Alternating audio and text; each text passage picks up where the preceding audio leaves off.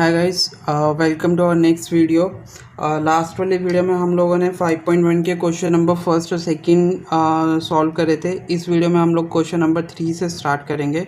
So start करने से पहले चैनल को सब्सक्राइब, लाइक और शेयर ज़रूर कर दीजिएगा। हम बात करते हैं क्वेश्चन नंबर थर्ड की। तो क्वेश्चन नंबर थर्ड में वो कह रहा है, consider the two postulates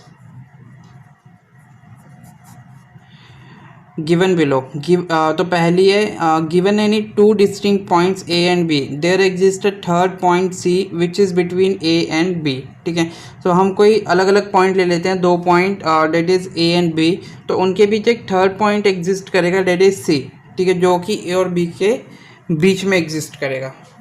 and second one है, there exist at least 3 points that are not on the same line. और सेकेंड में वो कह रहा है कि यहाँ पे 3 पॉइंट्स लाई करेंगे जो कि सेम लाइन पे नहीं होंगे, ये ऊपर वाली के अपोजिट में आ गए। ऊपर वाली में वो क्या कह रहा था कि दोनों के बीच में एक पॉइंट लाई करेगा, और सेकंड में कह रहा है कि वो उस लाइन पे ही लाई नहीं करेगा। तो अब वो पूछ रहे हैं, do these postulates contain any undefined term. तो इसमें कोई ऐसे अनडिफाइंड टर्म ये पोस्टुलेट्स कंटेन करती है? अगर हाँ तो हमें वो चीज़ बतानी है। And are these postulate consistent, I mean compatible और नॉट, और do they follow from Euclid postulates explain. तो अगर आप ध्यान से देखेंगे तो बेसिक्स वाले में हमने पढ़ा था कि ये जो चीज़ है ये एग्जाम्स में आती है, पोस्टुलेट्स में नहीं आती। ठीक है, तो फर्स्ट थिंग क्या चीज़ है कि यहाँ पे जो उसने पहली चीज़ पूछी है कि यहाँ पे कोई अनडिफाइंड टर्म है। So yes, there are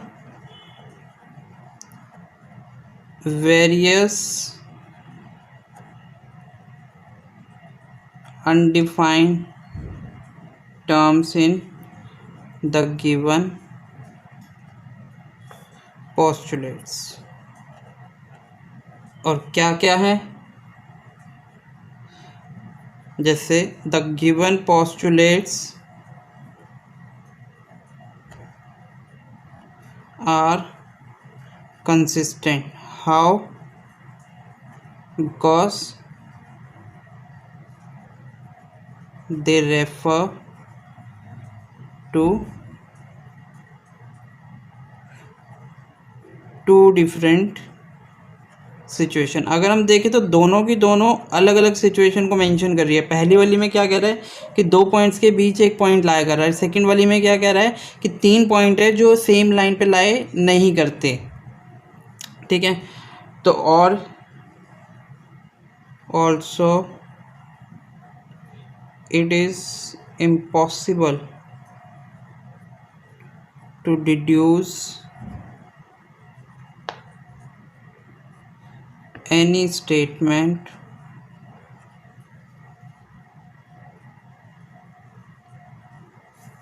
that contradicts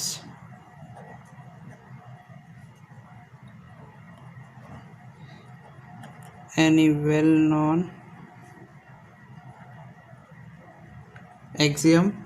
ठीक है, सो ये भी इम्पॉसिबल है to deduce any statement that contradicts any well known axiom and postulates.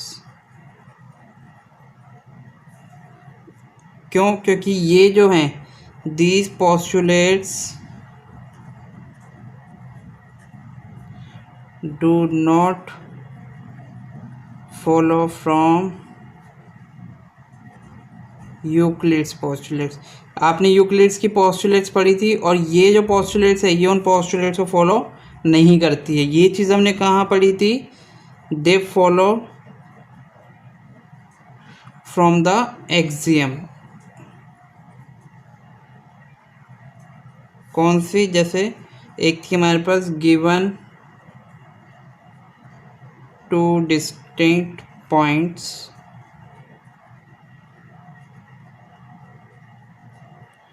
there is a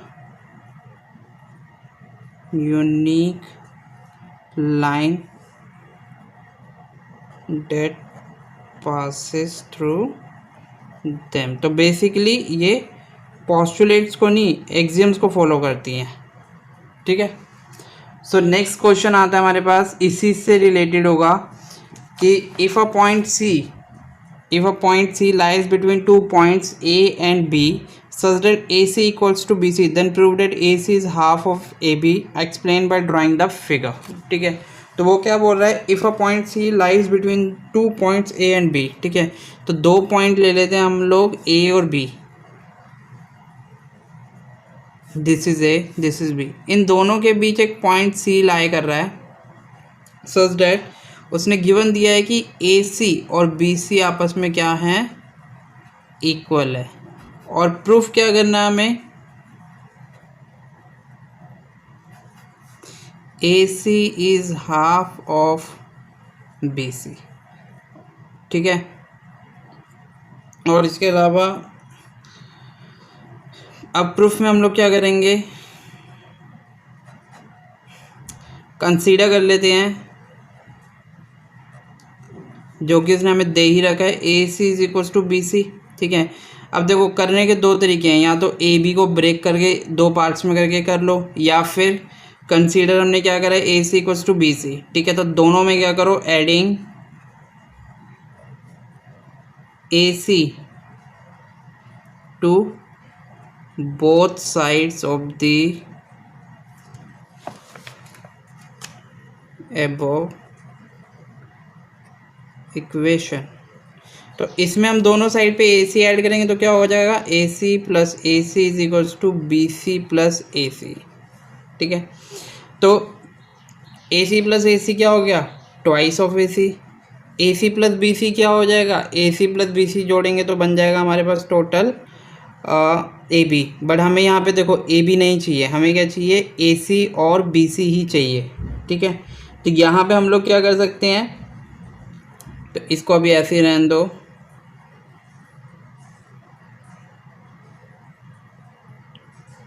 ठीक है।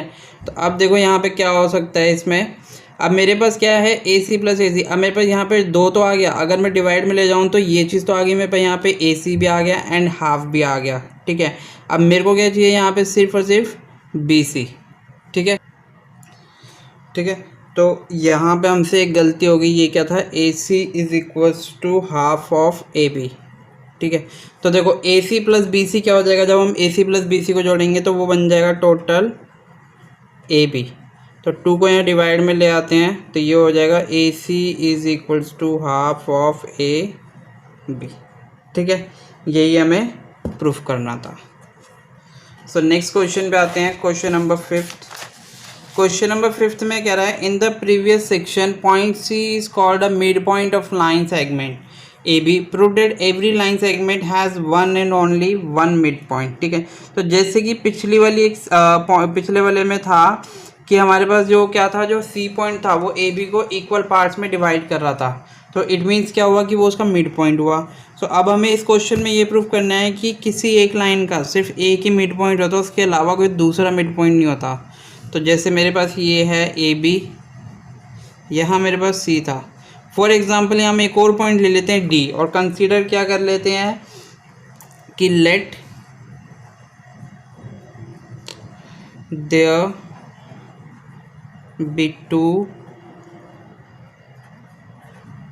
मिड पॉइंट्स, ठीक है, that is C and D, ठीक है। So as we know C is the midpoint of A B, ठीक है। ये तो हमने लास्ट वाले में पढ़ा था, ठीक है। तो ये दो चीज़ें हमें क्या हो गई, गिवन हो गई, क्योंकि उसने क्वेश्चन में बोला है। तो ये चीज़ हम लोग गिवन करते हैं। हमें प्रूफ क्या करना है, हमें प्रूफ ये करना है, every line segment has one and only one midpoint, ठीक है। सो ये प्रूफ करना है, तो हम प्रूफ से स्टार्ट करते हैं। तो क्या करते हैं, हम यहाँ पे एज्यूम कर लेते हैं, let us assume D is another midpoint of A B, ठीक है। सो ये हमने एज्यूम कर लिया यहाँ पे। सो अगर डी ए बी का मिड पॉइंट है, so therefore A D is equals to D B होगा, ठीक है। तो इसे हम मान लेते हैं इक्वेशन नंबर 1, ठीक है। But it is given that C is the midpoint of AB, पर हमें ये भी दिया हुआ है कि C भी मिड पॉइंट है। So therefore AC is equals to C भी होगा, ठीक है। दिस इज इक्वेशन नंबर 2, ठीक है। सो अगर हम दोनों इक्वेशंस को सब्सट्रैक्ट करें तो subtracting on subtracting equation 1 from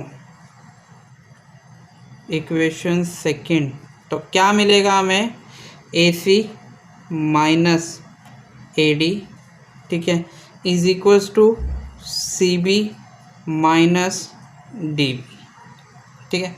तो यहाँ से जब हम सब्सट्रैक्ट करेंगे तो हमें यहाँ से AC में से, ठीक है, AD माइनस AC में से AD माइनस करेंगे तो हमें क्या मिलेगा, DC, ठीक है। और जब CB में से DB माइनस करेंगे तब हमें क्या मिलेगा, माइनस का DC, ठीक है। सो जब इसको इधर लाएंगे तो DC, और जब ये माइनस के इधर आके क्या हो जाएगा, DC प्लस में, तो 2DC इक्वल्स टू 0। तो DC किसके इक्वल आ जाएगा, 0 के इक्वल, ठीक है। सो अगर DC 0 आ रहा है तो इसका मतलब क्या हुआ कि C और D आपस में क्या कर रहे होंगे, कोइंसाइड, मतलब एक ही जगह पे लाई कर रहे होंगे, ठीक है। So therefore C and D coincides, ठीक है। सो हमारा मानना गलत है, इसका मतलब तो यही हुआ। सो thus every line segment has only one mid point, ठीक है। सो क्वेश्चन नंबर 6 से स्टार्ट करते हैं। अब क्वेश्चन नंबर 6 में कह रहा है, in the following figure if AC is equals to BD then prove that AB is equals to CD, ठीक है। तो हमें गिवन क्या दे रखा है, गिवन हमें दे रखा है AC is equals to BD, proof क्या करना है, AB is equals to CD, ठीक है। तो प्रूफ करते हैं। तो देखो हमें क्या प्रूफ करना है, AB is equals to CD, और हमें दे क्या रखा है, AC is equals to BD। तो दोनों में से अगर BC हटा दो तो मेरे पास ये बच जाएगा जो मुझे चाहिए, ठीक है।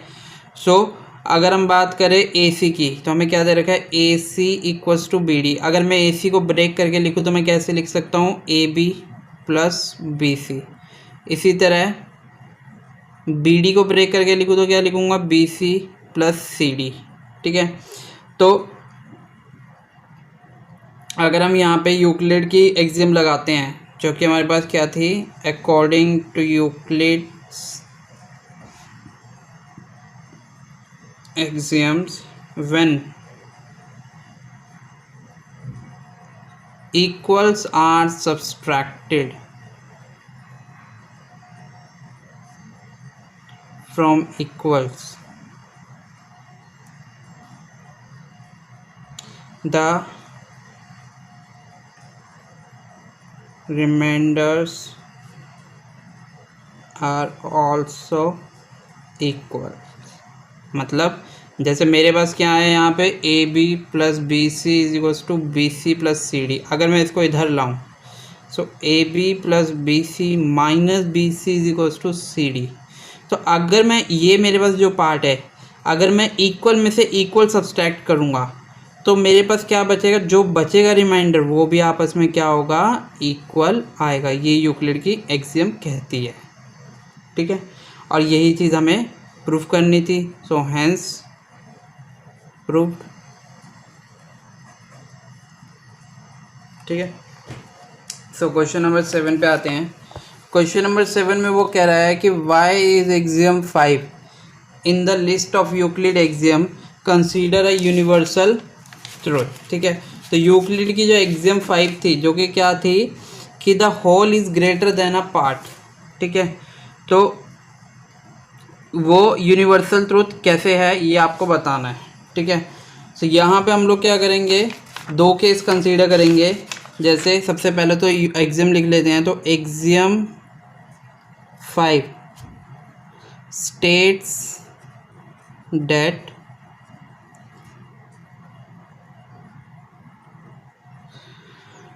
whole is greater than the part। ठीक है, जैसे एग्जांपल में मैंने क्या दिया था कि ये हमारे पास A है, ये B है एंड ये C है, तो AB क्या होगा, AC से भी ग्रेटर होगा।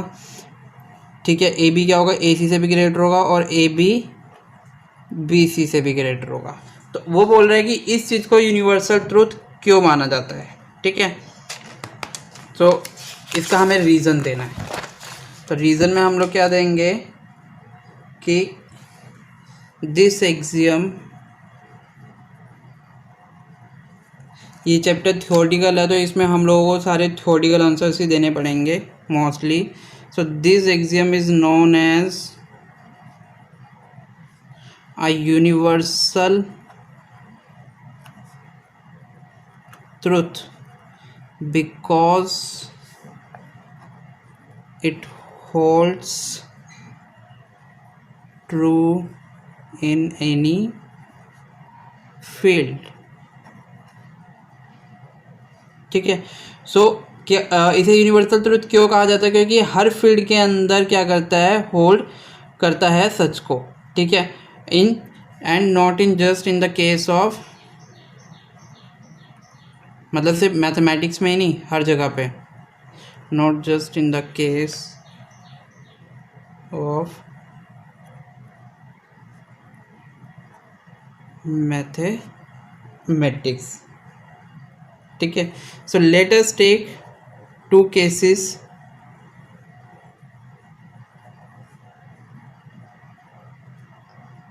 ठीक है, सो यहाँ पे हम लोग दो केसेस लेते हैं। पहला क्या लेंगे, one in the field of mathematics.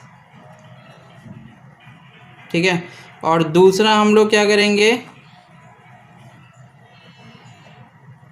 One in the field of another of mathematics, another than mathematics, mathematics से हटके कोई भी फील्ड में।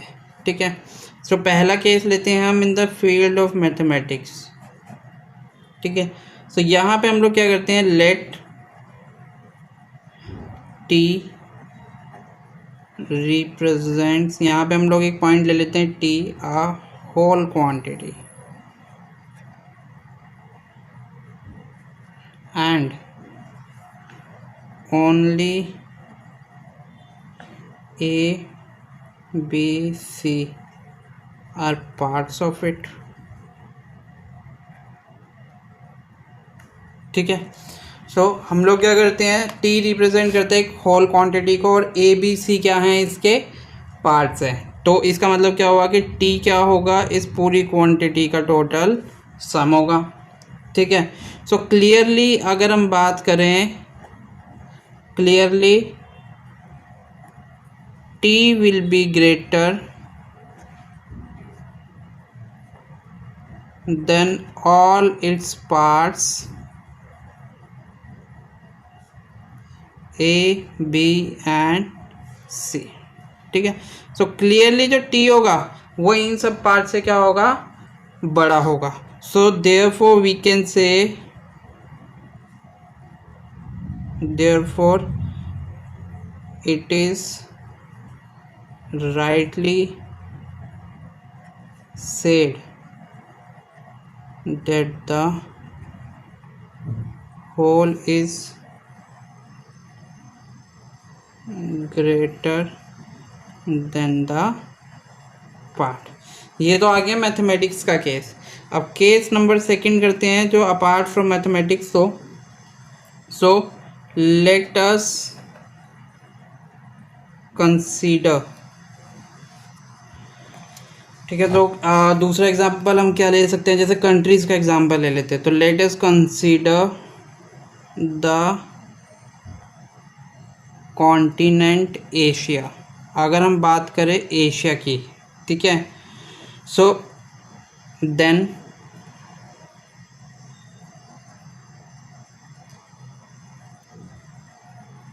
let us consider a country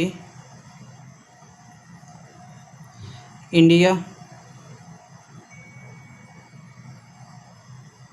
ठीक है, which belongs to Asia,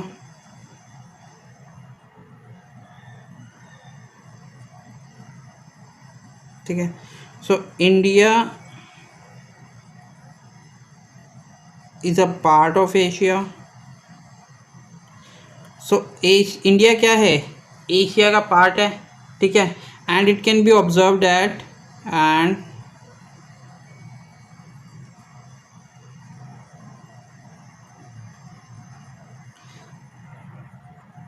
can be observe that, अगर आप map में भी देखो तो ये चीज़ आपको क्लियरली विजिबल होगी कि Asia is greater then India,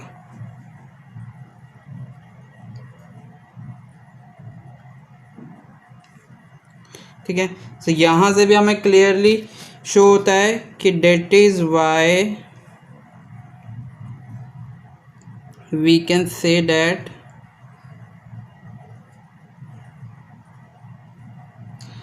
the whole is greater than the part,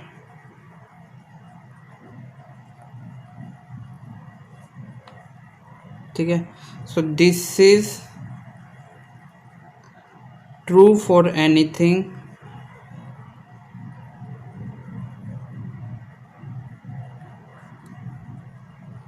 in any part of the world and is thus a universal truth, ठीक है। सो यहाँ पे हमने दो एग्जांपल्स लिए, पहला मैथमेटिक्स का एंड दूसरा अदर देन मैथमेटिक्स, ठीक है। तो यहाँ पे भी हमने देखा कि होल क्या होता है, पार्ट से बड़ा होता है, यहाँ पे भी देखा। तो ये कहना बिल्कुल सही होगा कि ये एक यूनिवर्सल ट्रूथ माना जाता है कि जो होल होता है वो पार्ट से ग्रेटर है, ठीक है। सो नेक्स्ट वीडियो में हम लोग एक्सरसाइज 5.2 से स्टार्ट करेंगे, उसका लिंक आपको वीडियो के डिस्क्रिप्शन में और वीडियो के एंड में मिल जाएगा। बाकी चैनल को सब्सक्राइब और शेयर ज़रूर कर दीजिएगा। Thank you for today.